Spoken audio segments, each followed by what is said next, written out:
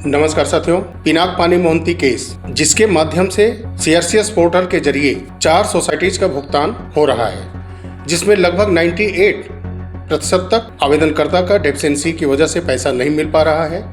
सिर्फ 2% लोगों का 10,000 और 50,000 तक अधिकतम पैसा मिला है।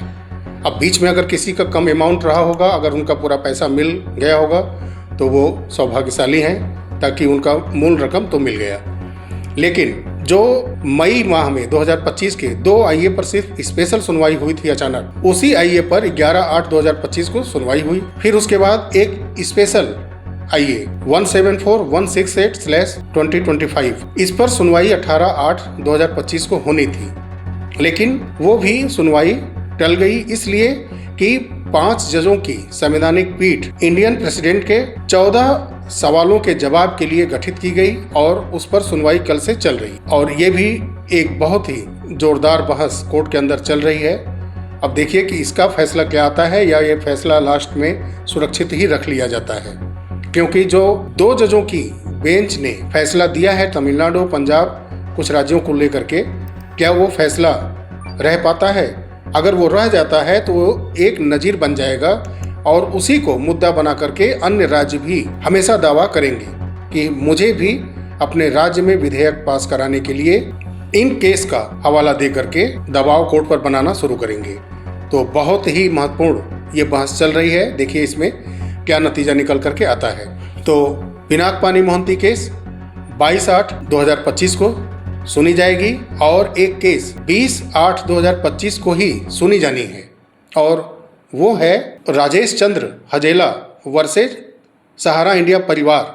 वही डायरेक्टर मैनेजिंग जो टीम है सहारा इंडिया परिवार की, उनके अगेंस्ट में ये केस चल रहा है और ये लेबर वर्कर से ही संबंधित है। जो सहारा के कर्मचारी हैं, उसमें लेबर वर्क करते हैं, उनसे ही संबंधित ये महत्वपूर्ण केस है, जिसकी सुनवाई 20/8/2025 को होनी है। और उम्मीद करते हैं कि जो सिर्फ सरकार के आईए पर सुनवाई होनी थी, एक 174-168/2025 का, अब उम्मीद है कि कुछ आईए जो पर्सनल या एनजीओ की तरफ से लगाए गए हैं, उस पर भी सुनवाई होगी। समय देगा कोर्ट, और आम सहारा के निवेशकों का जो सोसाइटी में जमा पैसा किए हैं, उनके हितों की रक्षा के लिए कोर्ट सुनवाई करेगा अन्य आईए पर भी, जिससे कि सबसे बड़ा मुद्दा जो डेफिशिएंसी आई है 98%, वो दूर हो। डेथ क्लेम की समस्या को सॉल्व किया जाए, मल्टीपल मेंबरशिप की समस्या को सॉल्व किया जाए, नेम मिसमैच को सही करने के बाद, हलफनामा लगाने के बाद भी रीसबमिशन पोर्टल पर आवेदन करने के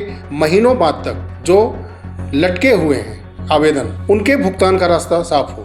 ऐसी उम्मीद हम 22/8/2025 के पिनाक पानी मोहंती केस की सुनवाई में करते हैं। अमाउंट की लिमिट बढ़नी जरूरी है, कम से कम इसको कम से कम 2 लाख तक करना चाहिए, और 2 लाख के नीचे जिनका पैसा पूरा जमा है, उस पैसे को पूरा सहारा के निवेशकों को वापस किया जाना चाहिए। ऐसी उम्मीद हम करते हैं कि इस सुनवाई में कम से कम ये तो हो जाए। 50,000 बहुत ही कम लिमिट है, कम से कम 2 लाख हो जाए, ताकि उसके नीचे के जो जमा करता है उनका मूल रकम तो मिल जाए, कुछ एक आर्थिक स्थिति सुधरने की उनके घर में माहौल बन जाए। इस सरकार से बहुत उम्मीदें हैं, क्योंकि पहले के इतिहास में अगर हम जाएंगे तो कोई ऐसा सरकार पोर्टल लेकर के अभी तक आई नहीं है, चाहे वो दबाव में लेकर आई हो या स्वेच्छा से लेकर के आई हो। आंशिक ही सही भुगतान तो हो रहा है, नहीं तो कंपनियां लूटती हैं, लूट करके भाग जाती हैं, पता भी नहीं चलता।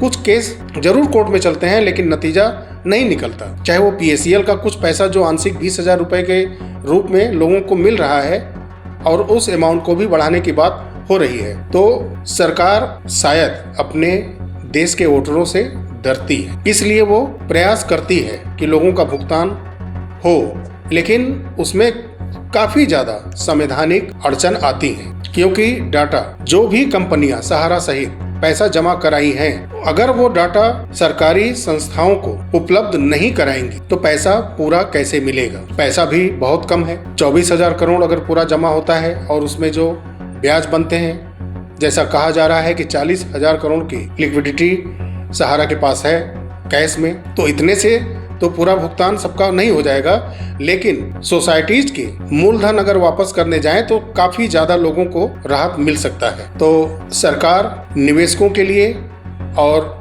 देश हित के लिए कुछ कर रही है। इसके पहले के सरकारों को हम लोगों ने देखा है और सोशल मीडिया पर ट्विटर के माध्यम से पहले मैं 2011 में ऐसी तमाम समस्याओं के लिए लिखता था, लेकिन तब दरवाजों पर उन राजनीतिक दलों के गुंडे आ जाया करते थे और जानते हैं कि घर पर परिवार रहता है तो थोड़ा सा संयम रखना पड़ता है। लेकिन ये कहने में मुझे बिल्कुल हर्ज नहीं है कि इस सरकार के सहित न्यायपालिका के सहित सबकी आप घोर आलोचना करते रहिए, लेकिन आपके दरवाजे पर सत्ता पक्ष की तरफ से कानूनी कार्रवाई ना के बराबर देखने को आती है। लेकिन आज के भी दौर में आप अगर विपक्ष के, विशेष करके कांग्रेस के आप विरोधी हैं और उनके राज्य में जहां सरकारें हैं अगर उनकी कमियों को उजागर करते हैं तो उनके राज्य में मुकदमे हो रहे हैं और वहां से पुलिस आती है गिरफ्तार करने के लिए यूपी तक। और ये जब सत्ता में थे तो कैसे चलाते थे सरकार। 11 के लेख हमने काफी हटा दिए हैं। पुराने जितने भी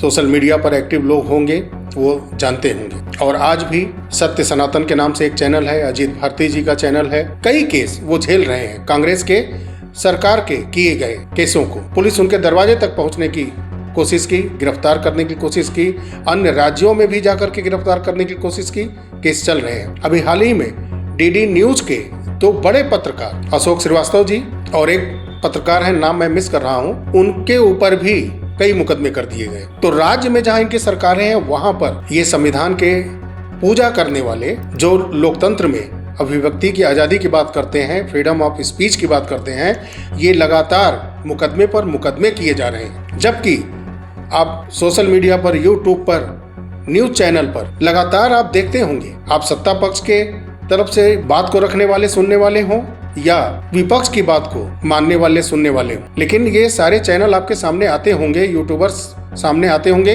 कि कितना खुल करके वो सत्ता पक्ष का विरोध करते हैं। लेकिन क्या उनकी गिरफ्तारियां हुई? क्या उनके ऊपर कोई इतना बड़ा केस किया गया ताकि वो या उनके परिवार के लोग विचलित हो जाएं? किया गया सत्ता पक्ष की तरफ से? या पूरे भारत के अंदर कितना भी वहां का माहौल अराजक हुआ हो, दंगे फसाद हुए हो, किसी राज्य की सरकार को बर्खास्त किया गया है? तो ये है परिवर्तन, ये होता है फ्रीडम ऑफ स्पीच और रियल डेमोक्रेसी।